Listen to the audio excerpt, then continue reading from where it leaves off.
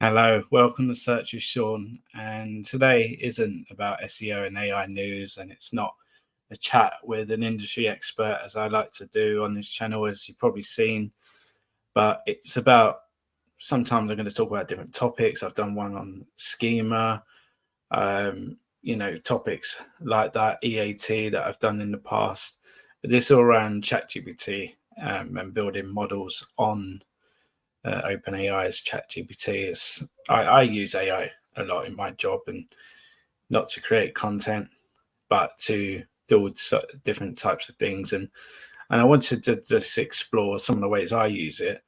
I can't go into too much detail because it's going to be a short video, but may give you some ideas on how to use ChatGPT, how to build certain models on there, and kind of discover and explore some new things or work out certain processes. So we'll just jump into it. So first of all, what is a GPT model? And just a caveat, you do need a paid ChatGPT account to make these models, but a lot of people have the paid account these days. So I thought I'd jump into it. So GPT models from OpenAI are large language models trained on vast amounts of text data to generate human-like responses to prompts and engage in natural language conversations. So that's just a general intro into what they are. And obviously, you can create your own, but there's also a whole library stacked with different models that people have made open to the public. And there's some great ones on there. You know, I've shared on this channel before certain schema-based ones, but there's so many on every, and obviously some aren't as useful as the others, but there are some really fantastic ones on there, so worth exploring as well. And there are always new ones popping up, so always go back and see. So I'm just going to go for a few areas that I use it for, and hopefully it'll be helpful. So in terms of visualization, like sometimes it's really difficult to show the picture of what you mean to stakeholders. And obviously the easiest way to do this is visualizing it. So using large data sets, you can actually use certain models to create different types of charts that you want, line graphs, pie charts, so on and so forth. Obviously, you can do this on just an ordinary prompt, but obviously if you can program a model to actually learn kind of the data you want visualized and how you want it visualized, all you have to do then is go into it, drop the data, and then it will start to do the process and create, without having to like all the time just type in the kind of settings, the kind of visuals that you like, so on and so forth. It will know because you've already programmed it. And also, with all these models, they're always learning your patterns and generally get more intelligent. So it will be helpful not having to start a new prompt every time, writing it, being so descriptive that it actually understands, having like full on conversation, try and get it right.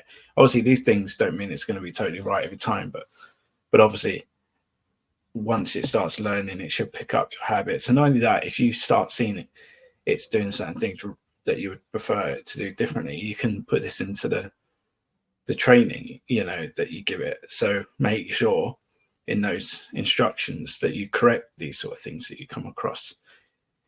And also on the same frame, in terms of showcasing your findings to stakeholders and clients, whatever it may be. Like word cloud's always great. Obviously we may get data from Search Console of kind of queries that people are using for certain pages or sections of the website or the website in general. And word clouds really bring that to life.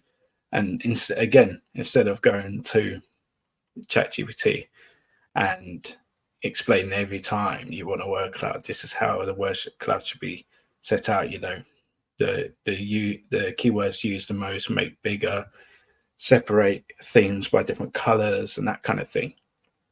Just program the model, and every time you need to make one of these, so it might be a monthly report or whatever, you're just bang and it's done.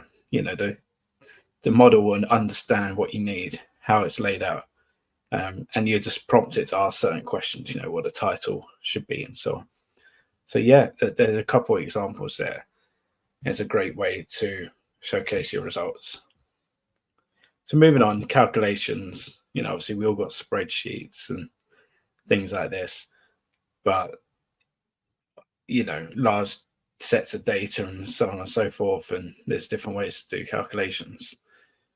But if you want to use loads of different data sets and really do some imaginative, be imaginative with your, the way that you're putting this together, then obviously ChatGPT is really great with calculations, does it really quickly. So if you can engineer and build a model that kind of puts in all these data sets and asks the model to kind of summarize this and to calculate it and summarize it, it could be a great asset, and kind of, especially when you've got a couple of different tools that you may use that give you different kind of data, you can obviously educate the model in terms of what these different metrics mean. You may want to weigh one more than the other and that kind of thing. And obviously this model can help you calculate it. And what's great, it'll break it down how it's calculated it, and also give you summaries on what these final figures actually mean. So yeah, generally for like things like market share, it's a really great way to kind of do those calculations. And obviously if you especially got large amount of data in a spreadsheet, for example, you just bang it in there and ask it to do certain things with the data and then get a final result. So, and explain it. And then obviously from there you can ask it to visualize and stuff. But I guess what the difference is between just putting this in a spreadsheet and then working from the spreadsheet and doing all the calculations with formulas and stuff is that, you put it in a spreadsheet, you can export it or whatever. You can combine certain data sets in different tabs or whatever, however you want to do it. And then pretty much the model will do all that formula work and everything for you, plus add in summaries, plus visualize it. So what's the point of all that other stuff in spreadsheets in Excel when you've got this? And on the similar vein, forecasting can take a long time.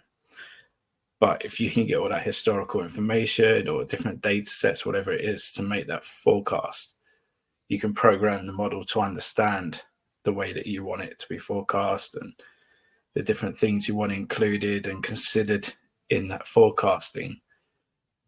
They'll come up with it, and again, you can easily, it'll be able to easily give you summaries and visualize it as well, and obviously do the calculations a lot quicker than you can. But obviously, again, it'll save you time doing formulas and stuff in Excel and that kind of thing. The only caveat is that these models, like any AI tool, can get it wrong. So with all these, all the examples I give, you have to double check it, triple check it, if even, because sometimes it does get it wrong and it can easily be overlooked. So especially when you're talking about numbers, it's worth double checking and just thinking, does that make sense? Is that kind of what I was roughly seeing as well? Otherwise, yeah, it usually gets it right. Especially, obviously, it's all coming down to how you format the data as well. If you give it a really large amount of data which is unorganized, it's going to find it very tricky. But what I do is make sure it's very organized before you even upload it to the model, and also make sure that the instructions when you're telling it to read the document is really laid out in step-by-step processes, and also explaining what things mean. So if you labeled a certain column something, explaining what that means, if you've labeled a certain tab something, making sure they know what that means and what it refers to. So be really detailed. Okay, it might take a while to set up, but in the long run, when you go back to it, it'll just save so much time because it understands, it's got that capacity to understand it straight away, and you haven't got to keep telling it the same thing because it understands what you understand. But yeah, it can take a while to write it all up, and it is a bit of a test and fail approach as well. So try it out a few times, the model. If it's missing a few steps, maybe you haven't explained it enough, or if it just can't do something, you might have to simplify it in the data or in the instructions to it. So moving on, guidance and discovery, and I think it's a really great one actually. So for example, SEOs, we've got tons of tools that we use, and it could be Screaming Frog, or it could be Google Analytics 4, and it can be used in so many ways, and it can be overwhelming, and they're always adding new features as well, and new ways of using it. So a good idea would be to build, especially if you've got a large team or multiple stakeholders using these tools, to build a model that really absorbs all that information about how to use the product, how to use the tool, and also to always look for new ways to use it as well. And obviously, as you come across different things, you can always add it into the program's, I guess, description, in terms of you can obviously tell it to learn from certain resources. So if you come across a certain resource around this tool that's really interesting, that's got new features on there or new ways to use it, you can just say, okay, and also learn from this resource. And obviously when you use it, you can say, if you want to use Screaming Frog, you're not quite sure how to do, or if you can even do something on there, you can say, how do I do this? Or can you do this? And it will be able to tell you, rather than having to Google it or ask a friend or so on and so forth. So yeah, I think that's a really good way, especially with GA4. We're still getting the grips with it. So if you've got a tool that really can kind of dig through all the copy from Google and all the other kind of specialized websites that are discussing how to do things on there, you get your answer straight away. I think it's a really quick way of learning a new tool, exploring a new tool, finding how to do things. And again, on the similar vein, that we've got so many tools to use. I know, like even the free, tools that we can use in SEO and digital marketing. Sometimes it can be difficult what tools to go to for certain jobs. So if you've got a certain task and you're not quite sure which tools can help you do that, it could be finding the keyword intent, or finding out user demographics or whatever. You can just say which tool, upload all the resources you use, kind of give them some background to what the tools do, resources to find that out, and so on and so forth. And then you can go to the model and ask it which tools are best to do this task and why, and it'll tell you. And I think that's really good. And also guidelines, whether it's how to write useful content on Google, EAT guidelines, and that kind of thing. They're quite detailed, and there's a lot of information around them. So to really, and obviously I've done recent interviews with people like James Brockbank, and he's saying how important these guidelines are, and of course they are, because they're the core, the foundations of everything we do in SEO. So it could be good to create models based off these guidelines. And if you've got a bit of content, or you just want to see how you're matching out, if you're doing the right things, you can explore them, ask it questions. You might even be able to throw a bit of content in there and see if it's got any gaps or if there's anything that could be improved. But obviously you take it all with a pinch of salt, because you never know. That's kind of, right now, I don't think it's totally 100% going to be accurate, but it can give you some good ideas anyway. But definitely to explore the guidelines, it's a well worth kind of thing doing, putting that together. And in processes, we as SEOs, we like a good checklist, but obviously there's all different processes that we go through. It just in digital marketing and in teams and stuff, and audits and migrations and so on. So if you can, and obviously every company varies on how they do these things. So if you've got a certain set process, we're only human for now, and we can mess up or we can miss things out.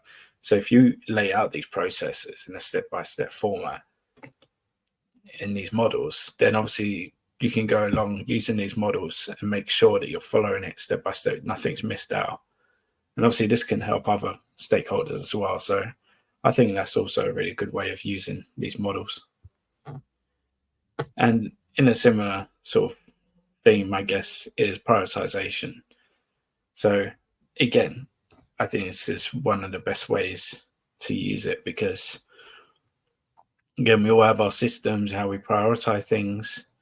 A lot of the times that can be done in spreadsheets or manually, or in different ways. But if you could build a model to really understand your company's objectives and values, your priority areas over others, and how many, get it to ask you how many people are involved or likely to be involved, possible timeframes, one for putting it, actually implementing it, but also timeframes in terms of actually how much until it starts making an impact, and also how much of an impact it could possibly make.